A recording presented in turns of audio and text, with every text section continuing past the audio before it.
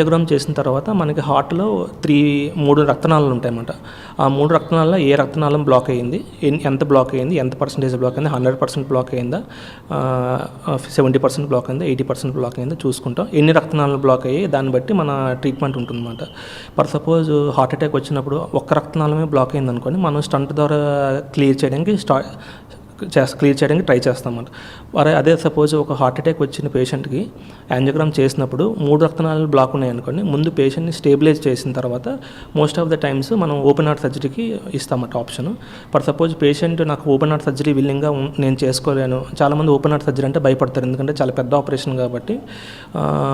వాళ్ళు భయపడినప్పుడు మనం ఈ స్టంట్ కూడా ఆప్షన్ ఇస్తామన్నమాట. ఈ స్టంట్ వేసేటప్పుడు మనం ఎవరెవరికి వేస్తామంటే ఫస్ట్ హార్ట్ అటాక్ వచ్చిన పేషెంట్స్కి వేస్తాము.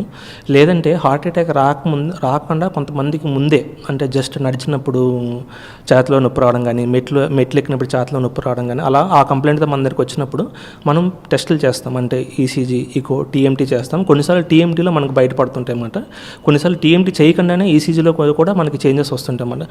వచ్చినప్పుడు మనం ఏంటంటే ఫర్దర్గా దాని ఫస్ట్ స్టెప్ ఏంటంటే యాంజియోగ్రామ్ చేస్తాం. మనం యాంజియోగ్రామ్ చేసినప్పుడు మనకి ఏంటంటే ఆ యాంజియోగ్రామ్లో బ్లాక్స్ ఉంటాయన్నమాట. బ్లాక్స్ ఉన్నప్పుడు దానికి ఈచ్ అండ్ బ్లాక్కి మన పర్సంటేజ్ చూస్తాం అన్నమాట. అంటే ఎంత పర్సంటేజ్ అంటే ఒక మనకి రక్తనాళం అనేది సర్కిల్లో ఉంటుంది.